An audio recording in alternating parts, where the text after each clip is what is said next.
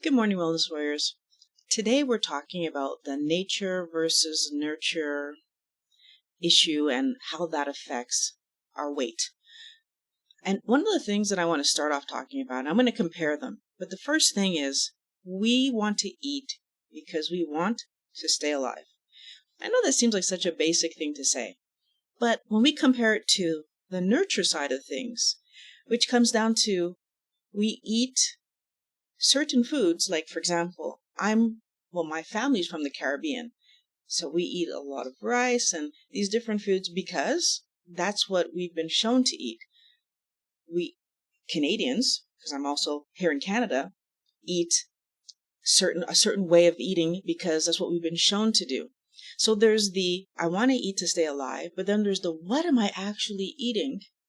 That comes from my history. If you're coming from China, you're going to have different foods in front of you than if you're coming from Canada.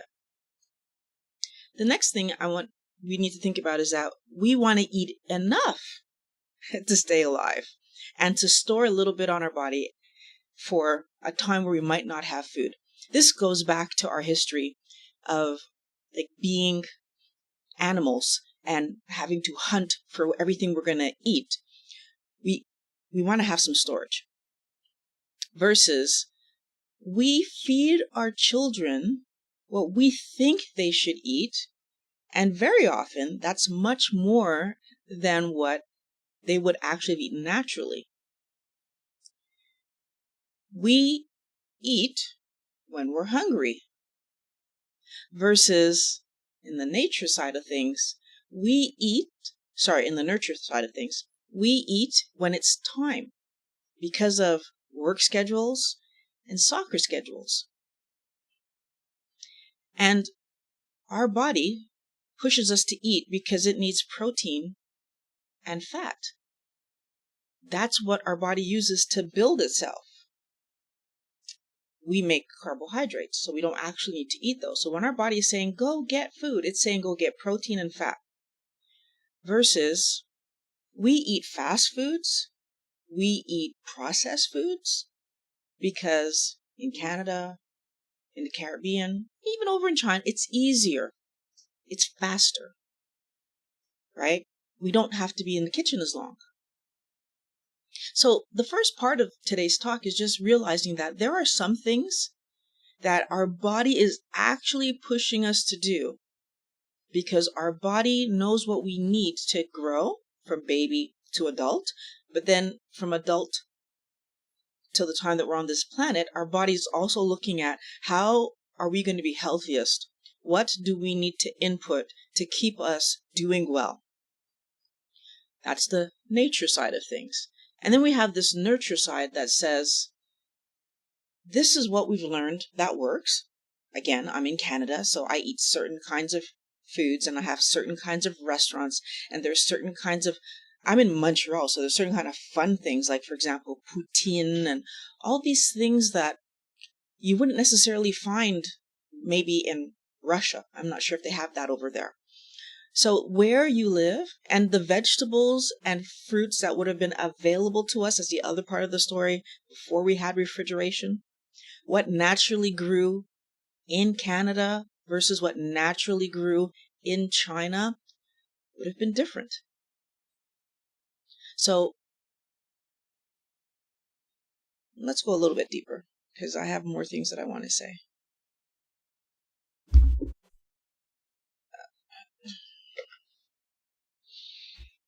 So the learned behaviors, finish your plate. That's something that I'm telling my child because I really do believe that I know better what they should be eating than they know. But then that's telling, and every parent right now should be thinking about that for a second. Because really what that means is you're saying that the feeling that they have in their body that says, stop eating, is wrong. When I teach my child to ignore the feeling that they have in their body, I'm teaching them that they should be eating more than their body is telling them to eat. Here's the problem. babies naturally know when they've had enough milk. And young children naturally know when they've had enough food. And if we allow our young people to go into their childhood years, their teen years, and into their adult years, managing that piece of information themselves, what you actually notice is that those kids turn into adults who at least know what these signals mean and can listen to them. I know that for myself, it took me a while to get back to understanding that I shouldn't be eating if I'm not hungry, because I lived in one of those houses where it was finish your plate. Thin people know how to just say, I'm not hungry anymore, and stop eating. The rest of us who struggle with that very basic piece of information end up getting into trouble. Now, another thing we're going to notice about our kids is that they don't tend to eat for fun. They don't tend to eat for socializing. When you have small children, they don't know about this idea of socializing around food. They want to play. They see their friends, and they want to play with them. Now, interestingly, I worked in a daycare. And one of the hardest things that we would have to do is to pull those kids off the toys for snack time. And especially the ones who were not hungry yet would sometimes have a full-on fit because they don't want to come and sit to the table and leave the toys because they're not hungry yet. We ignore this piece of information. I don't even know how we ignore this piece of information, but we ignore this piece of information. And we force our children to eat at times when they don't want to be eating. Now, we can't quite do it to babies because it's really hard to force feed a baby. But as soon as we can make a kid sit in a chair and put food in front of them and have this idea of you're not leaving until you're done, and they start to understand that, we start pushing these poor children to eat when they're not hungry. And because of that, we introduce this idea of eating for fun, because the other thing that us adults do is we give kids foods that we think are more entertaining to eat so that they will want to eat them. Sometimes it's right, like it's full on. We're going to give them a snack of cookies. Should never be done. Give them a snack of ice cream. Should never be done. So we're giving them junk chips. We're giving them junk food as a snack because we think they need to eat something. But then it's sometimes more subtle, like cutting their sandwiches into fun shapes, or their chicken nuggets into fun shapes, because chicken nuggets isn't fun enough. We have to make it. And all of this because the kid doesn't want to eat. So, children prioritize fun, with playing with toys, playing with other people, doing things with mom and dad. That's what kids find fun. Doing things on their own, like so playing with toys, puzzles, reading books. Kids actually like that. Again, in the daycare, I remember this. We would have kids in the book corner just looking at pictures, looking at pictures, looking at pictures. You think that that's not so entertaining, and still can't get them out of that corner for snack time. So we really do need to understand the value of entertainment being away from food. And as adults, those of us who've grown into adults who do not use food for entertainment, we do better. When we focus on activities, when we focus on people, we do better as adults. If you're getting value out of this video, please share it. It does help. And I want more people to see this information because I really want everyone to start doing these practices. The next thing on the list is eating to solve problems. That's a learned behavior. When you sit down to a meal, or not even a meal, it's not usually a meal. When you sit down to ice cream, when you sit down to chips, when you sit down to a beverage, whether it could even be an alcoholic beverage, because you're upset, that's you using food to solve something that's not about hunger. First of all, is not going to work. But second of all, that momentary heightened feeling you get is actually a reaction that's happening in your brain. So you're creating cravings, you're creating a negative for yourself that isn't actually solving the real world problem that's happening for you. Whether it was trouble at work or trouble in your relationship, eating this thing is not solving either of those things. Financial trouble, any kind of trouble that you could have. Eating something isn't solving it. Even if what you're trying to solve is boredom, that's not solving it. Why? Because it's creating a bigger problem. And you're still bored. I mean, honestly, that little momentary fun that you're having while you're eating that thing, unless I'm going to do this now for 5 hours, I'm still going to be bored in 5 minutes. And then what do I do? Children don't do that. Children don't focus on food as an entertaining thing. As a matter of fact, what they tend to do is that if there's a problem, they run to some adult to get them to solve the problem. And if you, as a child, have learned that solving your problems helps you to feel better, you grow up into an adult who sees that solving my problems is actually what helps me to feel better, and then food is not put there by mistake. The other thing that kids do amazingly well, that if you end up being an adult that does this, you're going to do extremely well. That nature thing that we all have at the beginning is using our body, moving, running around, playing. Kids love to do stuff. They're constantly running, moving, jumping, being active. It's so interesting to me that they have fun doing this. They play and exercise at the same time. I've grown up to be an adult that kept that, luckily.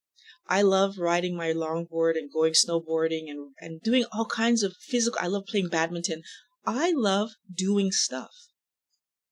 And yes, I remember having to choose, do I have enough time to eat before going to badminton? And I would choose, no, I'm going to go to badminton first and then I'll eat later because I loved it that much.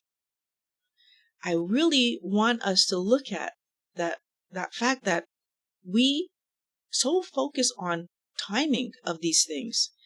We will put a schedule ahead of, so scheduling meals ahead of actually feeling hungry. Because, if I don't eat now and I try to do this activity, which is for my exercise and for my betterment, I'm going to try to do this, then I'll be hungry in the middle of it. No, you wouldn't. If you're having fun and running around, that's another interesting thing that we don't think about. When our body is engaged in high level energy intensive actions, it's not going to be able to process food. So we don't end up thinking about food. I can guarantee you that every time that I chose to ski instead of eating at this moment, or play badminton instead of eating at this moment, or that if I got a momentary, I think I'm hungry during that period of time, that was a lot.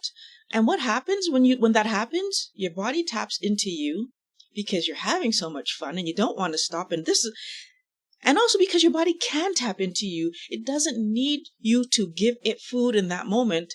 I mean, right now I sit in front of you with months worth of excess energy on me that I can use at some point in time if I didn't have food to eat. Matter of fact, and I say this all the time, I'm sitting here in front of you this morning. Well, it's 11:30. I'm sitting here in front of you this morning. I have not eaten yet. I haven't had a coffee. I haven't even drank water yet. I'm sitting here and I'm fine. We need to understand that if I get hungry during this live stream, what'll happen? My body will pull some energy from me. That's another thing that people who are people who are thin understand, is that it's not every time I feel a hunger moment that I need to run and get food. Sometimes I'm going to have a hunger moment because I'm thirsty. Sometimes I'm going to be a little hungry, but I'm not actually so hungry that I can't wait a few minutes. And if I have to wait a few minutes and my body takes from me, at some point in the future, I will get hungry again. So this is not a worry. It's not a concern. It's the way our body functions. And that's actually very adaptive because remember, animals, we used to have to hunt for our food. Sometimes I would get hungry and maybe not catch the food until tomorrow or the day after tomorrow. What would I be doing during that period of time? I'd be tapping in to the energy that's on me. Kids focus on stopping their hunger rather than eating a specific. So one of the things that's really interesting is that we teach our kids to eat a specific. When our babies are babies, they have no idea what we're going to give them. They just know, hungry, cry, get food. And then as our kids get bigger, we teach them to look for specific things because, again, culture, where we live, all that stuff comes into play. But at the beginning, all they cared about was, I feel hungry, make this negative feeling go away. And I feel like the other thing that thinner people do, that people who have weight issues don't do, is that people with weight issues focus on what I'm going to eat being fun, being entertainment. Like, so I want it to taste amazing. Where people who are thinner want it to be healthy, but not necessarily focusing on it always being fun. And this is an important one because I do think that this is the one that pushes us to end up eating things that we know isn't healthy, right? We know that ice cream isn't healthy. We know that cookies isn't, or chips, or all this garbage isn't healthy. But because it tastes good, we end up eating it. I feel like thin people are much more willing, not even that they're willing, they're focused on feeding and fueling more than they're focused on fun with food. And I know that now that I've allowed myself to get back to the place where I'm not looking for fun in my food, I sincerely can tell you I don't even care what's on my plate. As long as it's healthy, I'm going to eat it. Now, that doesn't mean that what I eat doesn't taste good. I want to make sure I make that distinction. I cook things the way that I find it tastes good, but at the same time, I'm sitting here in front of you right now, and I'm not even sure what I'm having for supper. I haven't and last night, Pat and I, after making some videos, were like, oh, what are we eating? And honestly, I wasn't bothered with what it was going to be. He told me, oh, let's do this. We ended up having eggs. But it's like, he's like, oh, let's have eggs. It'll be faster. We can get to bed on time. But sincerely, I couldn't have cared less if it was eggs, if it was steak, if it not steak, I wouldn't eat that, but pork chops So I think the thing that I'm trying to get you guys to see is that going back to those roots of what our kids were doing naturally before us adults got involved and started pushing them towards things that they didn't need to be pushed towards. When you really look at what our kids were doing naturally, they were not chasing food. Our kids always prioritized playing over going for that whatever whatever fun food mom and dad were making, until we got them used to that idea. This topic was brought to you by last week's video, and there was a comment in last week's, in the Saturday premiere that I want to shout out. So the Natalie 0177 said, "Thank you. This video comes at the perfect time. I'm in a carb landslide these days. Lots of stress and insecurities in my life right now. And this makes me realize that I'm using food as an exit." And the reason I'm highlighting this is because I'm very happy when people listen to the videos and then take it and say, how does this apply to me? And that's perfect because now Natalie's going to go forward and do something about it, right? Wellness Warriors, I want you to take this information, move forward, and do something about it. Because that's the whole point of making these videos. If you feel like that was worthy for me to say, would you mind liking the video? Because it would really help. I love making these videos for you guys. I can't wait to talk to you again next week. Thank you for watching Mind Blowing Health and Wellness with Violet, our Conversations edition. Have a great day, guys.